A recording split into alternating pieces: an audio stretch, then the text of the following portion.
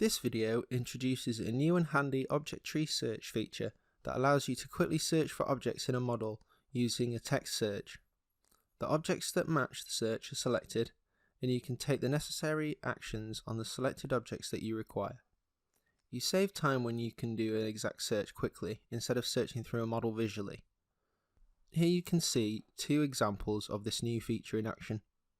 In our first example, you have received a change request that the customer would like to change the size of the 800 by 2900 window to 2100 by 2400.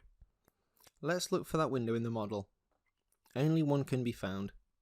Select Properties and Resize. Finding and changing the windows was quick and efficient. For our second example, here we show another example using a framing model. Searching for the profiles in the model, we want to change the beams 45 times 195 C16 beams to strength class C24. A search is performed, a set of profiles is selected. You can hide all the other geometry if you wish here. Now open the properties and change the strength class. In this case too, the change was quick. You can use the search function for many different purposes. For example, you can hide, change properties, copy and delete selected building blocks as a result of an object tree search.